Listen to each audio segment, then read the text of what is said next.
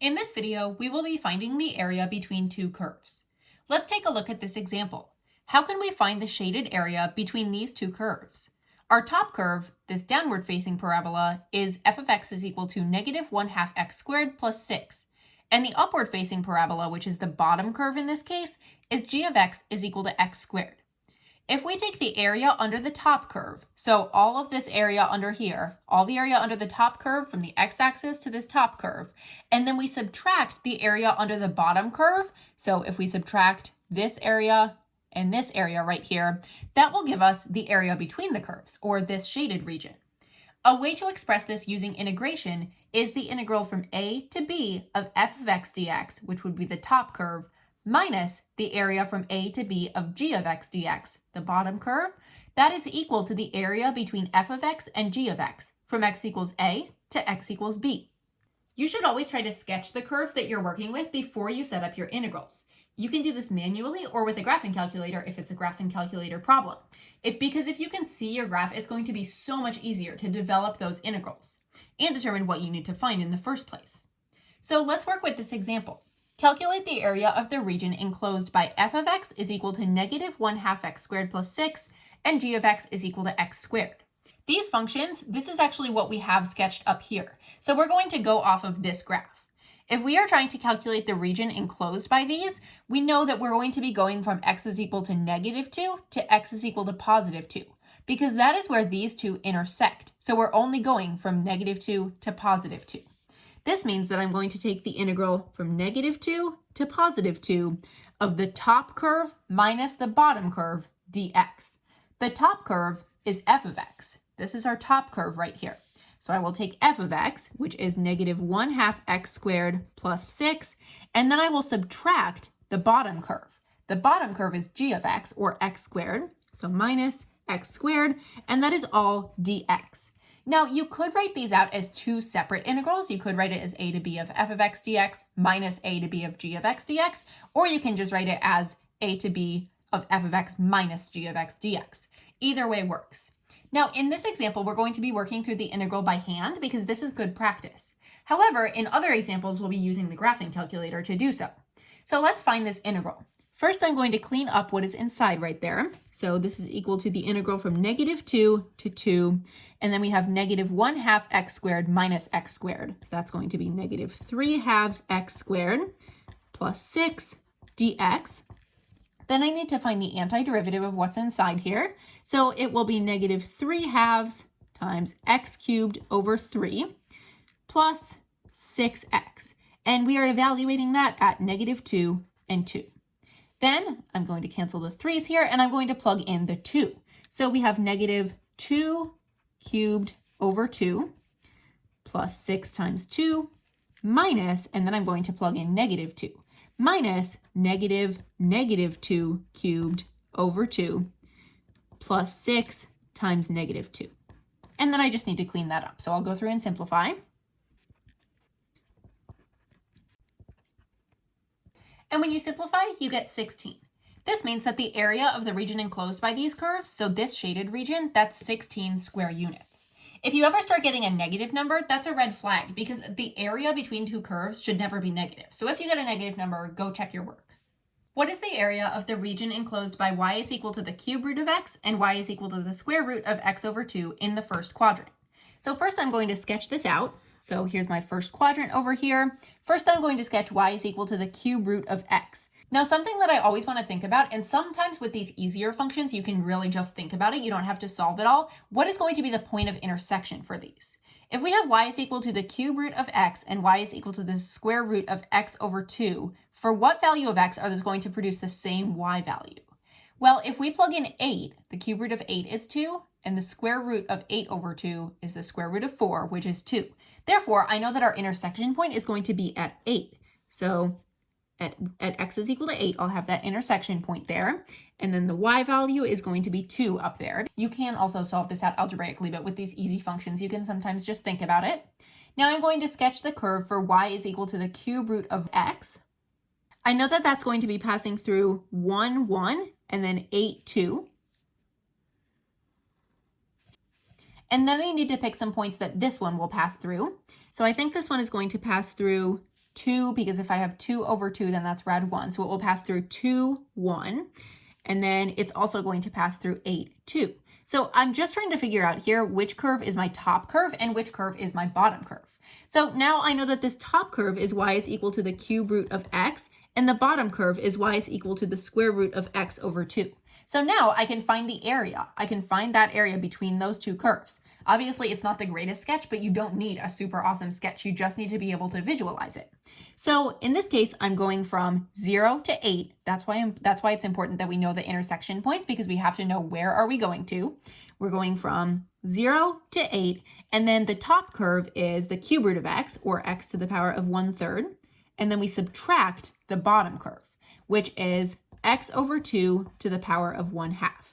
And that's all with a dx on the end. Now we will integrate. First, I'm going to clean up the integrand a bit. So I will have x to the power of 1/3 minus, and then I'm going to distribute the 1/2 to the top and bottom.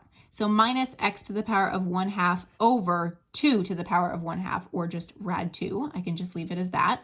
Dx, that's going to make the second part a little bit easier to find the antiderivative of. So now when I go to find the antiderivative, I will have x to the power of 4/3 over 4/3. And then I'm going to treat 1 over rad 2 as a constant multiple there. So minus 1 over rad 2, and then to find the antiderivative of x to the power of 1/2, that is x to the power of 3/2 over 3/2. And remember, I'm finding that at 0 and 8. Then I can clean it up. 3/4 times the cube root of x to the 4th minus 2 over 3 rad 2 times the square root of x cubed. Just transitioning everything back into radical form to make it easier to manually evaluate. And then I will plug in 8. And if I plug in 0, I'm just going to get 0 for everything. So I'm not even going to bother with that.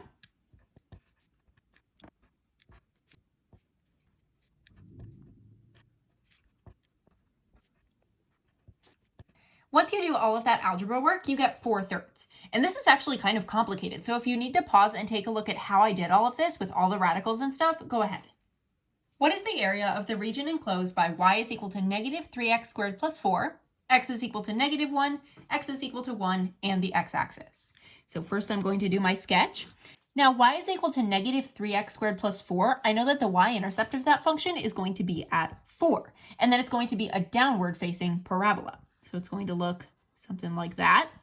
And then it's going from x equals negative 1 to x equals 1. So x equals negative 1, x is equal to 1. And the x-axis. So this is really the shaded region that we are looking for. Now, when I set up my integral, I'm only going from negative 1 to 1. So from negative 1 to 1, and then I take top curve minus bottom curve. In this case, the top curve is y is equal to negative 3x squared plus 4. So negative 3x squared plus 4 minus, what's the bottom curve? Well, the bottom curve is just y is equal to 0, so minus 0, but we don't even need to write that. So then we just find that integral, dx.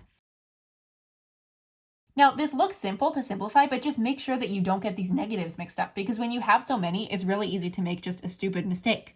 So make sure you do negative 1 plus 4 minus, and then negative 1 cubed is negative 1, negative negative 1, that makes a positive 1 inside there. Positive 1 minus 4, that is 3 minus negative 3, which is equal to 6. So the area between these curves is equal to 6. The figure shows the region enclosed by y is equal to cosecant squared of x and y is equal to 8 times the sine of x on the closed interval from pi over 6 to 5 pi over 6. Find the area of this region. So in this case, even though we have the graph here, I want to demonstrate to you how you could verify these points of intersection, because it is important that we know that these are actually pi over 6 and 5 pi over 6. And because they're not labeled, we just want to make sure. To find the intersection points, I will take my equations and I'm going to make a system. To solve this system, I can use substitution. I'm going to say cosecant squared of x is equal to 8 times the sine of x. And then how do we solve that? Well, cosecant squared, that's really 1 over sine squared of x. So 1 over sine squared of x is equal to 8 times the sine of x. And then if we multiply both sides by sine squared x, we get that 1 is equal to the sine cubed of x, with the 8 out front there. 1 is equal to 8 times the sine cubed of x.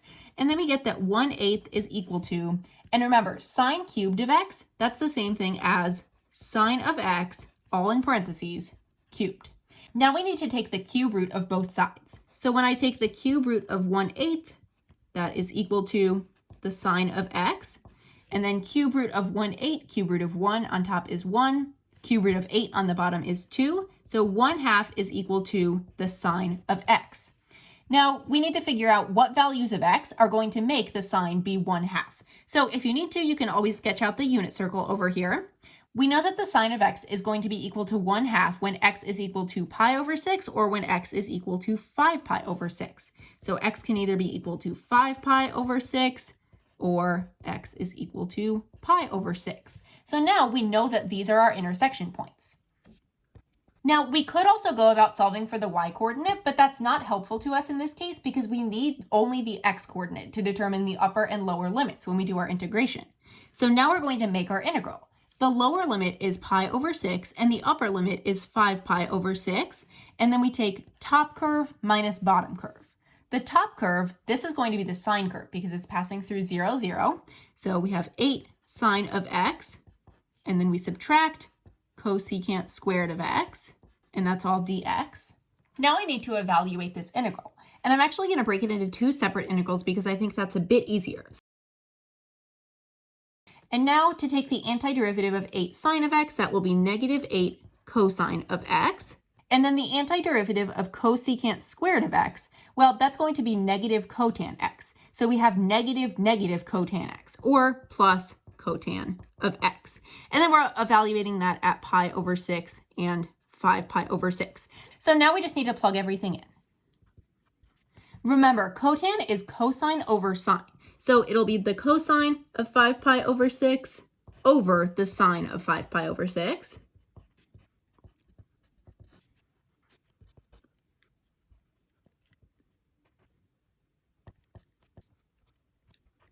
And once we get to the point where we have 4 rad 3 minus rad 3 plus 4 rad 3 minus rad 3, we can just take all the coefficients. So 4 minus 1 is 3, plus 4 minus 1 is 6. So then that would really be 6 rad 3. And there's our answer. Remember, if we were to wind up with a negative value, we know that the area between two curves cannot be negative. So you'd have to go back and check your work if you got a negative value. Let A be the area in the first quadrant enclosed by this function, and the y-axis. Find the area of region A. First, I'm going to sketch it out, but instead of doing a sketch on the paper, I'm going to take a look at what it looks like on my graphing calculator. So for y1, I'm going to input this function.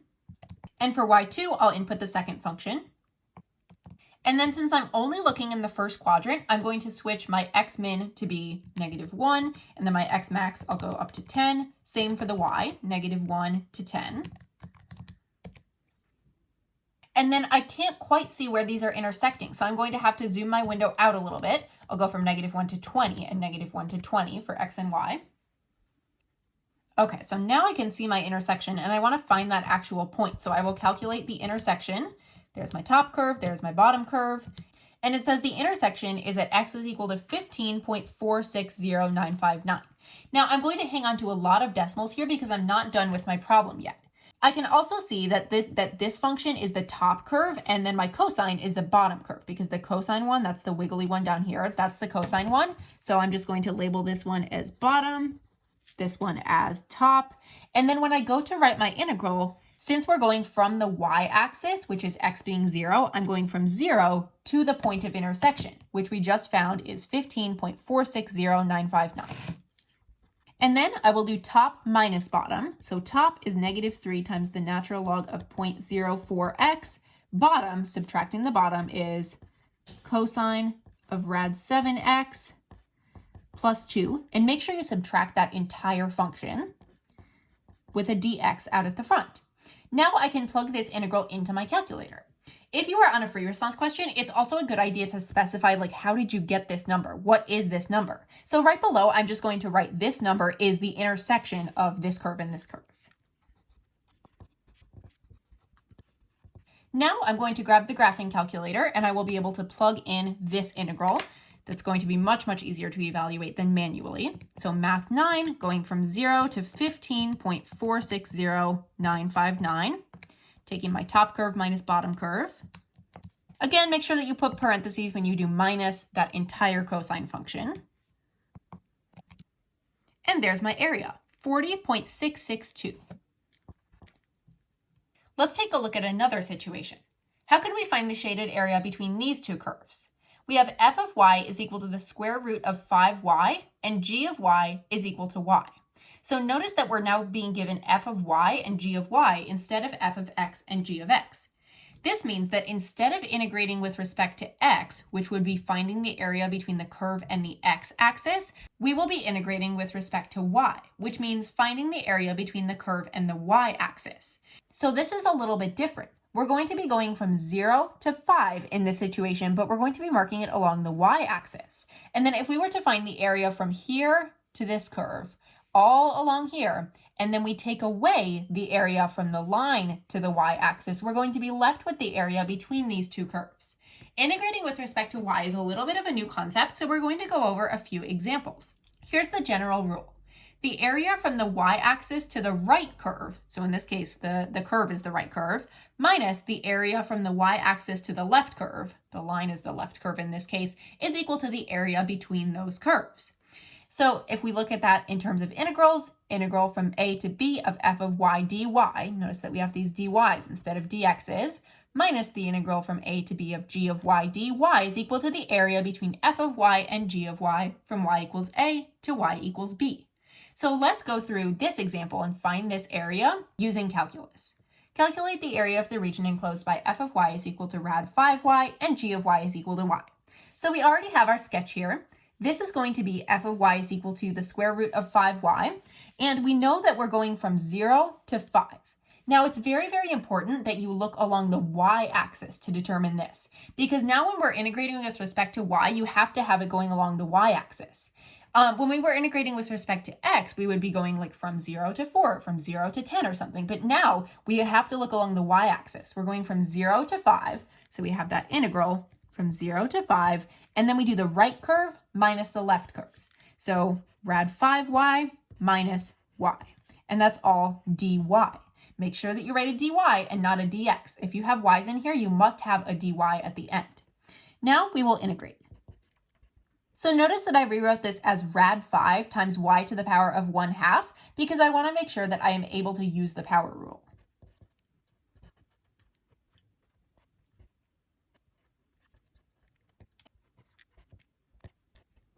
Once we've done all the integration and simplification, we get 25/6. That means that this area right here is 25/6. A brief note before we move on, the functions that you're given are not always going to be in terms of y. So in our example here, in this first example, we had our functions in terms of y. It was saying f of y is equal to the square root of 5y. So y was our independent variable. Normally x is our independent variable, but in this case, we need y to be our independent variable because we are integrating with respect to y. If this is not the case, however, you need to rewrite it in terms of y if you are integrating with respect to y. What is the area of the region enclosed by y is equal to the square root of x cubed and y is equal to 2x in the first quadrant? First, let's do our sketch. We're only looking in the first quadrant, so I need to figure out where do these curves intersect. I'm going to say y is equal to the square root of x cubed and y is equal to 2x, and I'm going to make a system with that. So this means that 2x would be equal to the square root of x cubed. When is that going to occur? So now I'm going to solve this. Now I can see that x is going to be equal to 0 or x is going to be equal to 4. So when I go and plot these out at 0 and at 4, those will be where my curves are intersecting. And then I don't know what the y value is going to be when those curves are intersecting. I know that it's going to be occurring at 0, 0, because when you plug in 0 for x here, for instance, you would have y is equal to 2 times 0. So the coordinate pair, y would be equal to 0. The coordinate pair would be 0, 0. What about this one, though? Well, we have y would be equal to 2 times x, so 2 times 4. Y is equal to 8, so the coordinate pair would be 4, 8. So we will have an 8 up here. Now I just need to sketch in my curves to determine which one is the right one and which one is the left one. So y is equal to 2x, that will be a straight line. Y is equal to the square root of x cubed, that one is going to be a curved line underneath. So I'm looking for this area here. And technically, yes, you could use doing top minus bottom instead right here. However, I really want to practice doing the right minus left curves to get some practice with that. In order to do that, right now my functions are in terms of x because we have y is equal to the square root of x cubed. We need x to be isolated here. So if I try to isolate x in this equation, I get y squared is equal to x cubed. Take the cube root of both sides and you get x is equal to the cube root of y squared, or y to the power of 2/3. So this bottom curve here, this is going to be x is equal to y to the power of 2/3. And then the top curve, y is equal to 2x, divide both sides by 2, and you get x is equal to 1/2 y. Now I have both of my functions in terms of y there. And then remember, when I'm integrating with respect to y, I have to look at what's happening on the y-axis. I'm going from what to what on my y-axis, not on my x-axis, but on my y-axis. In this case, I'm going from 0 to 8. So my lower bound is 0 and my upper bound is 8. My right curve is y to the power of 2/3, and then my left curve is 1/2 y. And that's all with a dy at the end. Now I need to manually integrate.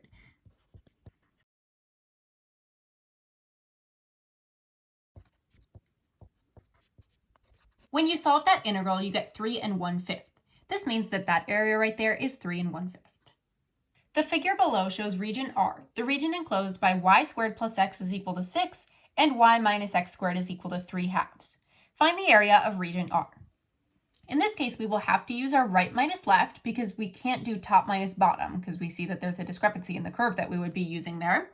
So to do the right minus left, first I'm going to find each of these curves in terms of y. So I'm trying to isolate x. So this one would be x is equal to 6 minus y squared. And this curve, if I'm trying to isolate x, this would be x is equal to 3/2 plus y squared. Now to determine which one is which curve passes through 6, 0? If I plug in 6, 0 to this one, y would be equal to 0, x would be equal to 6, so it's this one. So this right curve over here, this is x is equal to 6 minus y squared. And the curve on the left is x is equal to 3/2 plus y squared. Now I need to find the points of intersection for these. So I'm going to set up a system, and then I'm going to solve. 6 minus y squared is equal to 3/2 plus y squared. Add y squared to both sides, subtract 3/2 from both sides. Then divide both sides by 2, and you get that y squared is equal to 9/4. This means that y could be equal to plus or minus the square root of 9/4. The square root of 9/4 is really plus or minus 3/2. So now let's figure out what are the x coordinates that go with those. If y is equal to positive 3/2, and then we take this equation, we would have 3/2 squared plus x is equal to 6. So 9/4 plus x is equal to 6. And then if we subtract 9/4 from both sides, we get that x is equal to 24/4 minus 9/4, which would be 15/4. So one of our intersection points is at 15/4, 3/2. And then let's figure out our other intersection point. This is if we have negative 3/2 as our y coordinate. Negative 3/2 squared plus x is equal to 6. This is the same thing as 3/2 squared plus x is equal to 6. Therefore, x would be equal to 15/4. So that coordinate would be 15/4, negative 3/2. And I'm just going to label those as the points of intersection. Now I need to set up my integral. So when I'm setting up the integral, I'm going to do right minus left. This means that I'm integrating with respect to y. So I need to look along the y-axis to determine where am I going from. I'm going from negative 3/2 to positive 3/2. Negative 3/2 to positive 3/2 of my right curve in terms of y, which is 6 minus y squared, minus my left curve in terms of y, which is 3/2 plus y squared. And that's all dy. And then I just need to simplify this.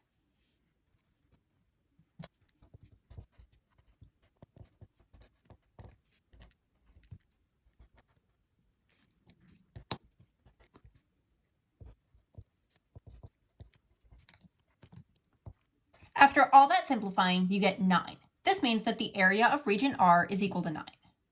What if the curves are intersecting at multiple points? For example, find the area enclosed by the curves y is equal to negative x cubed plus 6x and y is equal to negative x squared. These curves are intersecting at multiple points, so which is the top curve and which is the bottom curve? That changes depending on where we are for x. So what we're going to do here is set up two separate integrals. This curve right here, the parabola, that's y is equal to negative x squared.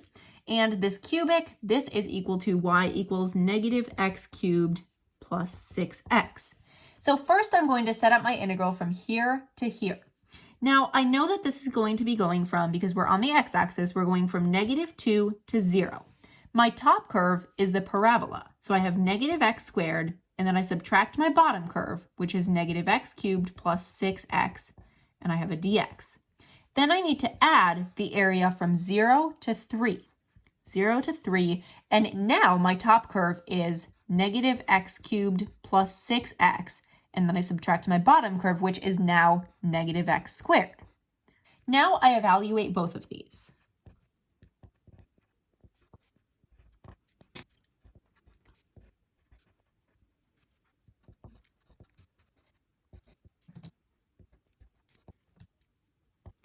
This is the area enclosed by these two curves.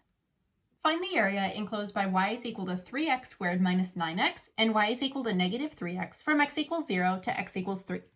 First thing I'm going to do is sketch out these curves. To determine where the parabola's x-intercepts are, I will factor. And I get x is equal to 0 and x is equal to 3. So at 0 and at 1, 2, 3, that is where I will have the x-intercepts of the parabola. Since this coefficient is positive, it's y is equal to 3x squared, this will be an upward-facing parabola. So the parabola will look something like this.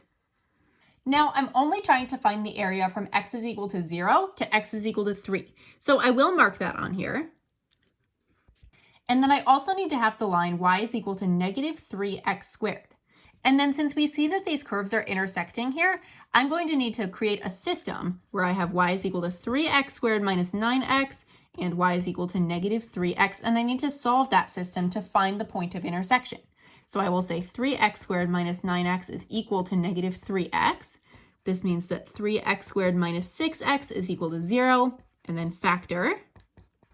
The curves are intersecting at x is equal to 0 and x is equal to 2. This means that this point down here is at x equals 2. So I'm just going to label this one x is equal to 2. This one is x is equal to 3. Now I can start setting up my integrals. The reason why I needed to find the point of intersection is because I need to know I'm going from 0 to what number, where the line is on top and the curve is on the bottom. I'm going from 0 to 2. My top curve here is the straight line, so negative 3x, top minus the bottom, which is 3x squared minus 9x, and that's all dx. Then I need to add this shaded area right here, where the top curve is the parabola and the bottom curve is the line. This is going from x is equal to 2 to x is equal to 3. So my top, that is 3x squared minus 9x, and my bottom is negative 3x, so minus negative 3x dx. Then I just need to go through, use the fundamental theorem of calculus, and figure out what each of these integrals actually is.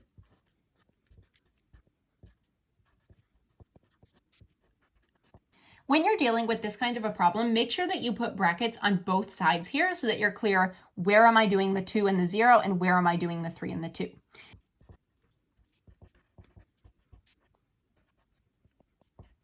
When you solve all of that out, you get 8. So 8 is the area. Which integral represents the area of this shaded region? Since all of the answer choices have a dx at the end, I know that I will be integrating with respect to x. And when we integrate with respect to x, that's when we do top minus bottom. And also when we integrate with respect to x, we go from the x coordinate here to the x coordinate here when we are integrating with respect to x. And those are our lower and upper limits of integration. So we're going to be dealing with r and t. It's the integral from r to t. So we can automatically eliminate choices b and c because they are going from s to u. They were dealing with the y coordinate. We need to be going from r to t, and then we need to do top minus bottom. So g of x minus h of x. Therefore, choice D is the correct answer.